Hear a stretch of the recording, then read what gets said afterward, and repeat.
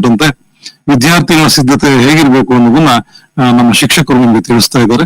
ದಯಮಾಡಿ ಇದನ್ನ ವೀಕ್ಷಿಸಲು ಕೇಳ್ಕೊಳ್ತೇನೆ. ಎಲ್ಲರಿಗೂ ನಮಸ್ಕಾರ. ಪ್ರೀತಿಯ ವಿದ್ಯಾರ್ಥಿಗಳೇ, ಕಠಿಣ ಪರಿಶ್ರಮ ಹಾಗೂ ಆತ್ಮವಿಶ್ವಾಸ ಹೆಚ್ಚಾದಲ್ಲಿ ಯಶಸ್ಸು ನಿಮ್ಮದೇ. ಡಾಕ್ಟರ್ APJ ಕಲಾಂ ರವರ ಪ್ರೇರಣಾ ನುಡಿಯನ್ನ ಸ್ಮರಿಸುತ್ತಾ ನಾವೀಗ ಸಮಾಜ ವಿಜ್ಞಾನ ವಿಷಯದ ಬಗ್ಗೆ ತಿಳಿದುಕೊಳ್ಳೋಣ. ಸಮಾಜದ ವಿಶಾಲವಾದಂತಹ ನಮ್ಮ ವಿಷಯದಲ್ಲಿ 33 ಅಧ್ಯಾಯಗಳನ್ನ ಹೊಂದಿದ್ದು 6 ವಿಭಾಗಗಳಿದೆ. ನೀವೀಗ ನೋಡುತ್ತಿರುವ 6 ವಿಭಾಗಗಳಿಗೆ ನಿಗದಿಯಾಗಿರುವ ಪ್ರಶ್ನೆಗಳು ಹಾಗೂ ಅಂಕಗಳನ್ನ ನೀವಿಲ್ಲಿ ಗಮನಿಸುತ್ತಿದ್ದೀರಾ. ಪ್ರಶ್ನೆವಾರು ಅಂಕಗಳ ಹಂಚಿಕೆಯನ್ನ ನೀವು ಗಮನಿಸ್ತಾ ಇದ್ದೀರಾ. ಇದಕ್ಕೆ ಒಂದು ಸೂತ್ರ ಅಂತ ಹೇಳೋದಾದ್ರೆ 888941. ಭೂಗೋಳ ಶಾಸ್ತ್ರದ ವಿಭಾಗದಲ್ಲಿ ನಾವು ಭಾರತದ ನಕ್ಷೆ ಕುರಿತು ಸುಲಭವಾಗಿ 5 ಅಂಕಗಳನ್ನು ಗಳಿಸಬಹುದು. 32ನೇ ಪ್ರಶ್ನೆಯನ್ನು ನೀವು ಗಮನಿಸಿದ್ರೆ ಅಲ್ಲಿ 7 ಆಯ್ಕೆಗಳನ್ನು ನೀಡಿದ್ದು 5 ಆಯ್ಕೆಗಳನ್ನು ನಾವು ನಕ್ಷೆಯಲ್ಲಿ ಗುರುತಿಸಬೇಕಾಗುತ್ತೆ. ಕೆಲವಾರು ಮುಖ್ಯವಾದಂತಹ ಅಂಶಗಳನ್ನು ನಾವು ಪಟ್ಟಿ ಮಾಡಿದೀವಿ. ನದಿಗಳ ಒಂದು ಮಾದರಿ ನಕ್ಷೆ ನಾವು ನೀಡಿದ್ದೀವಿ. ನದಿಗಳನ್ನ ಗೆರೆ ರೂಪದಲ್ಲಿ ಅದು ಹುಟ್ಟುವುದರಿಂದ ಹಿಡಿದು ಸಮುದ್ರಕ್ಕೆ ಸೇರುವ ತನಕ ಭಾಗವನ್ನ ಗುರುತಿಸ್ತಾ ಹೋಗ್ಬೇಕು. ಭಾರತದ ಬಂದರುಗಳು ಪ್ರಮುಖವಾಗಿ ನಮ್ಮ ಪೂರ್ವ ಬಂದರುಗಳು ಮತ್ತೆ ಪಶ್ಚಿಮ ಬಂದರುಗಳು ಅಂತ 2 ಭಾಗಗಳಿವೆ. ಕೆಲವಾರನ್ನ ಈ ನಕ್ಷೆಯಲ್ಲಿ ನಾವು ಗುರುತಿಸ್ತಾ ಹೋಗಿದ್ದೀವಿ. ಇದನ್ನು ಸಹ ಕರಾವಳಿಯ ಗೆರೆ ಭಾಗದಲ್ಲಿ ಗುರುತಿಸಬೇಕು. 1 ಅಂಕಗಳ ಪ್ರಶ್ನೆಗಳ ಅಂಶಗಳನ್ನ ನಾವು ಈ ರೀತಿಯಾಗಿ ಪಟ್ಟಿ ಮಾಡ್ಕೋಬಹುದು. ಸಮಾಜ ವಿಜ್ಞಾನ ವಿಷಯದಲ್ಲಿ ಕಲಿಕಾಂಶಗಳು ಬಹಳ ಇರುವುದರಿಂದ 1 ಅಂಕವನ್ನ ಪಡಿಬೇಕಾದ್ರೆ ನಾವು ಹೀಗೆ ನೀಡಿರುವಂತಹ ಸ್ಲೈಡ್ ನಲ್ಲಿ ನೀವು ಪಟ್ಟಿಗಳನ್ನ ಮಾಡ್ಕೊಂಡ್ರೆ ನಿಮ್ಗೆ ಓದಕ್ಕೆ ಬಹಳ ಸುಲಭವಾಗುತ್ತೆ. ನೋಡಿ, ಇಲ್ಲಿ ಮಾದರಿಯಾಗಿ ನಾವಿಲ್ಲೊಂದು ಸ್ಲೈಡ್ ಅನ್ನ ತೋರಿಸ್ತಾ ಇದ್ದೀವಿ. ಪ್ರಮುಖ ದಿನಾಚರಣೆಗಳು, ಸಂವಿಧಾನದ ವಿಧಿಗಳು, ಪ್ರಮುಖ ಒಪ್ಪಂದಗಳು ಹಾಗೂ ಮಹಾನ್ ವ್ಯಕ್ತಿಗಳು ಹೇಳಿರುವಂತಹ ಹೇಳಿಕೆಯ ಒಂದು ಪಟ್ಟಿಯನ್ನ ನೀವು ನೋಡ್ತಾ ಇದ್ದೀರಾ. ಅದೇ ತರ ನೀವು ಸಹ ಒಂದು ಚಾರ್ಟ್ ಅನ್ನ ಮಾಡಿಕೊಂಡು ಮನೆಯಲ್ಲಿ ಆಗಾಗ ಅದನ್ನ ನೀವು ನೋಡ್ತಾ ಇದ್ರೆ ನಿಮ್ಗೆ ನೆನಪಿನಲ್ಲಿ ಉಳಿಯುತ್ತದೆ. ಬಹು ಆಯ್ಕೆ ಪ್ರಶ್ನೆಗಳಿಗೆ ನೀವು 2-3 ಉತ್ತರಗಳನ್ನ ಬರೀಬಾರ್ದು. ಬರೆದ್ರೂ ಸಹ ಮೊದಲು ಬರೆದಂತಹ ಉತ್ತರಕ್ಕೆ ಒಂದು ಮಾನ್ಯತೆಯನ್ನ ನೀಡಲಾಗುತ್ತದೆ. ಹಾಗಾಗಿ ಯಾವ ಪ್ರಶ್ನೆಗೆ ಎಷ್ಟು ಉತ್ತರವನ್ನ ನೀವು ಬರಿಬೇಕು ಅನ್ನೋದನ್ನ ನೀವು ಈ ಸ್ಲೈಡ್ ನಲ್ಲಿ ಗಮನಿಸಿ ಅದರಂತೆಯೇ ನೀವು ಪ್ರಶ್ನೆಯನ್ನ ಚೆನ್ನಾಗಿ ಓದಿಕೊಂಡು ಅರ್ಥೈಸಿಕೊಂಡು ನಂತರ ಬರೆದರೆ ಸುಲಭವಾದ ಉತ್ತರಗಳಿಗೆ ನೀವು ಮೊದಲು ಆದ್ಯತೆಯನ್ನ ನೀಡಿ ಬರಿತಾ ಹೋದ್ರೆ ನಿಮ್ಗೆ ಅಂಕಗಳು ಲಭಿಸುತ್ತದೆ.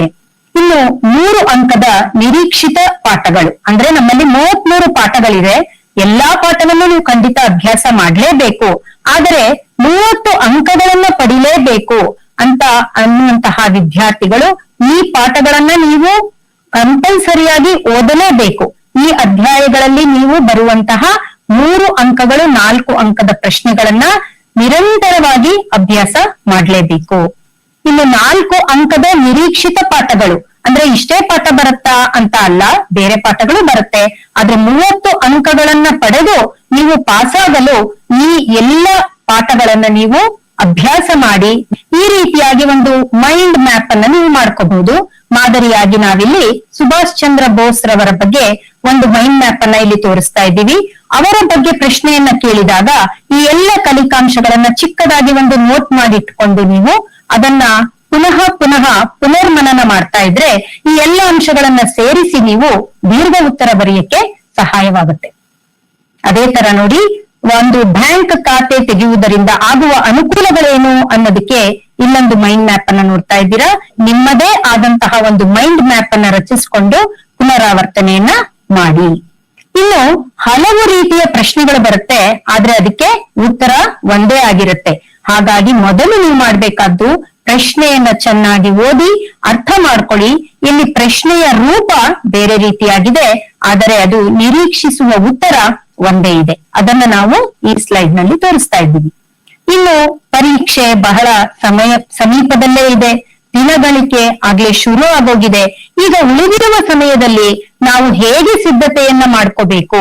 ಪರೀಕ್ಷೆ ಬಹಳ ಸಮೀಪದಲ್ಲೇ ಇರೋದ್ರಿಂದ ದಿನಕ್ಕೆ 3-4 ಅಂಕದ ಕನಿಷ್ಠ 5 ಪ್ರಶ್ನೆಗಳನ್ನ ನೀವು ಕಲಿಲೇಬೇಕು. 33 ಅಧ್ಯಾಯಗಳಿದೆ, ಹಾಗಾಗಿ ಇನ್ನೂ ಸಮಯ ಇದೆ. ನಿರಾಶರಾಗಬೇಡಿ.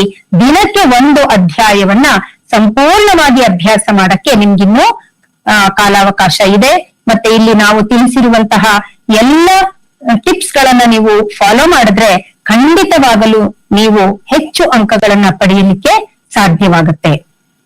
ಸಮಾಜ ವಿಜ್ಞಾನ ವಿಷಯವನ್ನು ಒಂದು ಹೊರೆ ಎಂದು ಭಾವಿಸದೆ, ಕಷ್ಟಪಡದೆ ಇಷ್ಟಪಟ್ಟು ಓದಿದಲ್ಲಿ ಯಶಸ್ಸು ಖಂಡಿತ ನಿಮ್ಮದೇ. ಪರೀಕ್ಷೆಯನ್ನು ಒಂದು ಹಬ್ಬದಂತೆ ನಿರೀಕ್ಷಿಸಿ ಯಶಸ್ವಿಗಳಾಗಿ.